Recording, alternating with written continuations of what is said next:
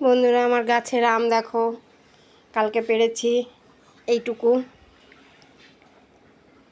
দিয়ে আজকে একটু আচার বানাবো। দেখো কেমন পোকা, দেখো কালকে পেড়ে রেখেছে, আজকে দেখো আমটাকে ফুটো করে দিয়েছে, আর ওখান থেকে আবার বেরিয়েও গেল। দেখেছো?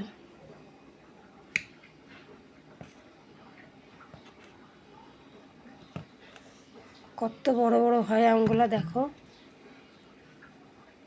হিমসাগর আম। দেখো একটা বোটা সহকারে এনেছে, মনে হয় না ঝুলিয়ে রাখি। খাওয়ার থেকে দেখে মনটা একদম ভরে যায়। এটা অন্য গাছের, এটাও হিমসাগর। তবে এই গাছের আমটা পাকলে না খুব একটা লাল হয় না, হলুদ থাকে। এটার গল্পটা বলছি। আর এটা একদম সিঁদুরে লাল ভেতরে।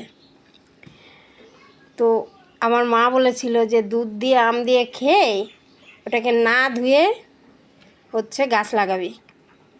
তো ওই বছর আমার বাবা মারা যাওয়ার পরে মা আসছিল আম নিয়ে আমাদের বাড়ির থেকে। সেই ভাইরাও বদলে গেছে। বাবা মারা যাওয়ার পরে আমার মেজো ভাই বলেছিল, মা দিদির বাড়িতে আম দিতে যাবা না কেন? বাবা আসতো, বাবা সব কিছু নিয়ে আসতো, শুধু বাবা আম না। তারপরে ওই ভাইয়ের কথা রাখার জন্য ওই বছরই আসছিল মা, আর দ্বিতীয় বছর আসেনি এখনও পর্যন্ত। এখন বলে পারি না, কিন্তু সব জায়গা ঘুরে বেড়ায়, আমার বাড়িতেই আসে না। না আসুক, আমার বাবা ছিল, বাবা চলে গেছে, আমার পৃথিবীটাই অন্ধকার হয়ে গেছে। তো ওই মাকে বলছিলাম তুমি খায় লাগাই দাও। ওই দুধ দিয়ে আম দিয়ে খেয়ে এই গাছটা লাগানো হয়েছিল, যার জন্যে মিষ্টি, দুর্দান্ত মিষ্টি, কিন্তু ওই আমের ভিতরটা লাল হয় না। একই আম, একই হিমসাগর আম। এই আমের বেছনটা, এটা হচ্ছে আমি শিলিগুড়ির থেকে আম কিনেছিলাম। মানে চিনি মুখে দিলেও মানে চিনির থেকে বেশি ফেল মিষ্টি। তো আমি বললাম তখন ফাঁকা জায়গা, আমটা বিচিটা লাগাই। তো কিন্তু আমটা ওই বিচি লাগানো। মিষ্টি কাকে বলে মিষ্টি, যার জন্যই এত পোকা ধরে, যেন আচার বানিয়ে খেয়েও শান্তি নেই। এমনি খেয়ে মানে তুমি কাঁচা খাবে তাও মিষ্টি। তো বন্ধুরা, আমার আম গাছের কিনা না এগুলো কেমন লাগলো? যদি ভালো লেগে থাকে বন্ধুরা আমার ভিডিওগুলো, তো ইউটিউব থেকে দেখলে আমার চ্যানেলটা সাবস্ক্রাইব করো, লাইক শেয়ার করে পাশে থেকো। ফেসবুক থেকে দেখলে চ্যানেলটা আমার ফলো করে দিও, আর লাইক শেয়ার করে পাশে থেকো।